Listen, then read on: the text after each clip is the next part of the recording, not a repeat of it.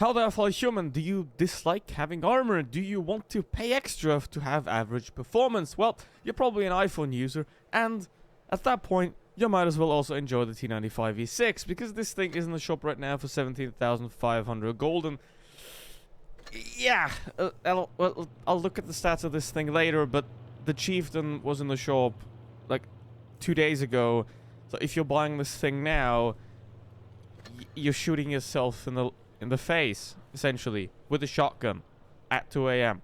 So this thing is not worth it. However, if you encounter one in battle, it might still be very useful to find out how to play against it. So let's go through the stats, let's go through how to play it, so that even though you shouldn't buy it, you will then know how to counter it. And obviously, there is a container available, and this is probably the only container where you don't want the main reward, because 7,500 gold is ultimately better than owning this vehicle. Still, don't buy crates, ever. So let's have a look at the statistics of this vehicle, and the problem with this tank is that it's just meh. Now, it isn't good at anything, it doesn't have any good armor, it doesn't have good mobility, and it doesn't have a good gun either. Now, if we say let's compare it with the Chieftain, then the Chieftain has significantly more DPM, has better accuracy, better dispersion, and, well, slightly worse armor. The mobility on this vehicle is slightly above average. That is something that I have to give it credit for. However, at that point, you can go to an E50M, get even better mobility for even better armor, for even better DPM. So, at one point, you draw the heavy on the line too far, where you're just better off with the medium, and that's the case here. Whereas the Chieftain is still a heavy tank that is a main battle tank, the T95 is a medium tank that tries to become a heavy tank, but then completely sucks at it. So that's about what this tank is.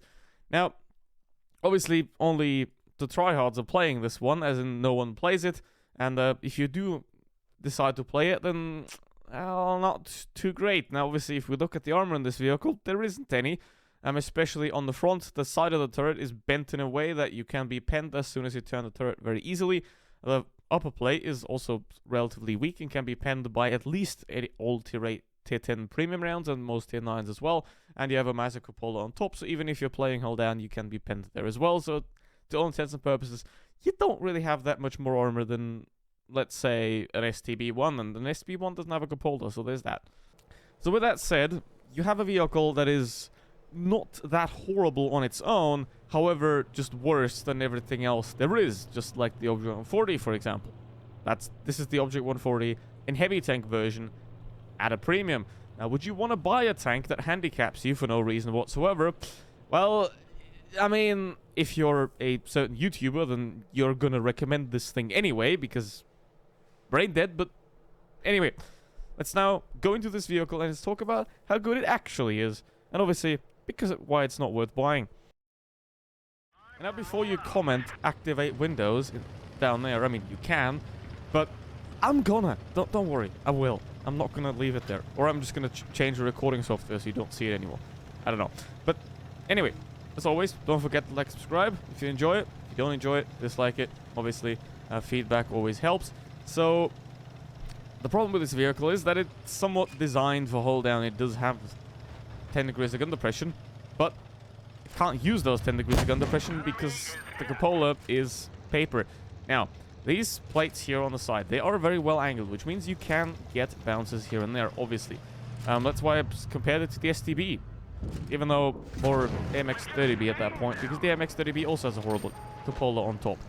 And even there, the same thing is very nicely illustrated, where 30B is a premium version, and it's worse. So, the problem is, the E3, well, the E4 are better. The E5 is better.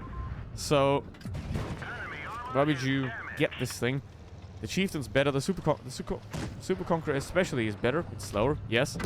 But the point is, if you want a tank that is this fast, you just get a medium, and not this thing. So it essentially fulfills a role that doesn't matter, and that, yeah. And now I'm gonna probably get wrecked by 183 here because, never mind. That's great.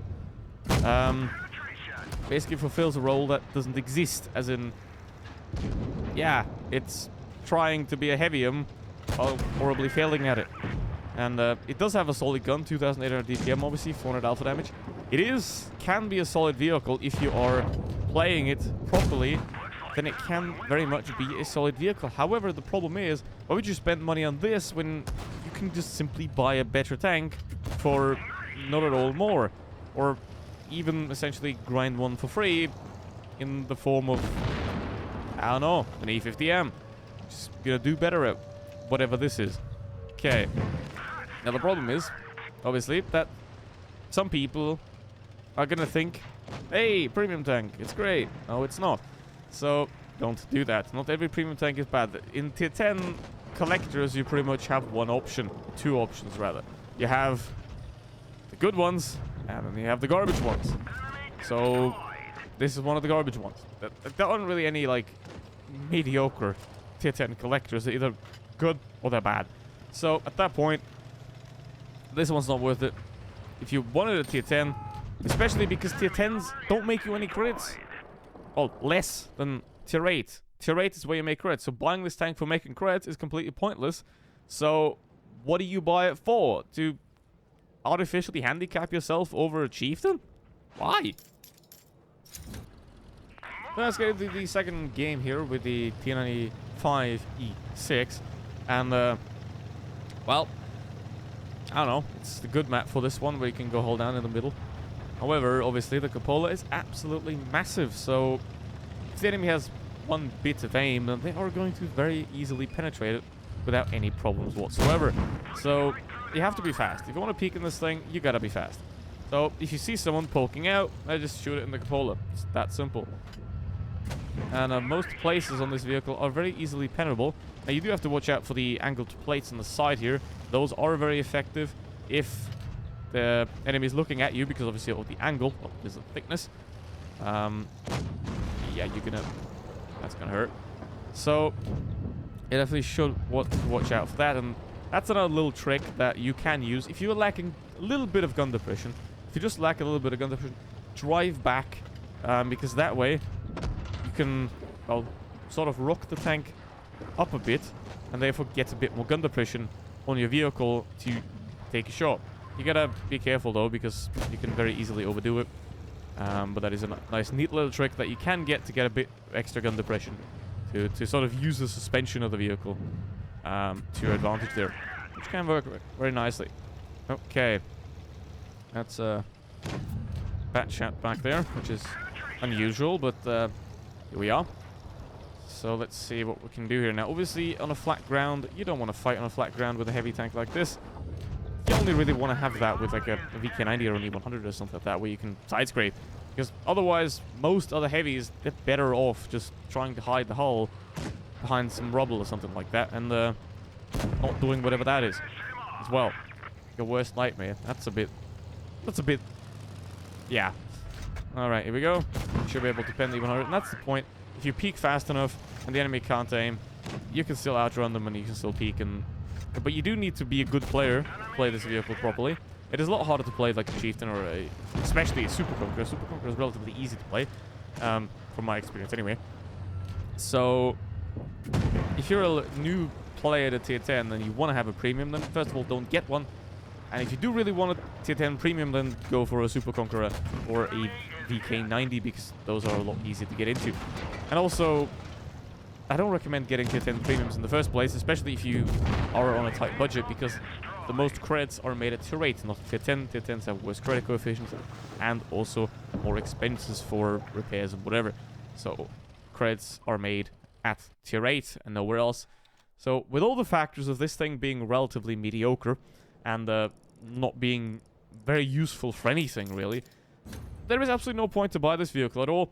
And again, if we do look at the credits here of this vehicle, you don't really make that much, especially if you have a standard account. And as you can see, that's quite expensive. And you could definitely make more if you do similar damage or slightly less at tier 8, which is definitely possible. So yeah, that's it. Don't buy the tank. Don't forget to like and subscribe, and check out the links in the description. And I'll see you in the next one. Goodbye.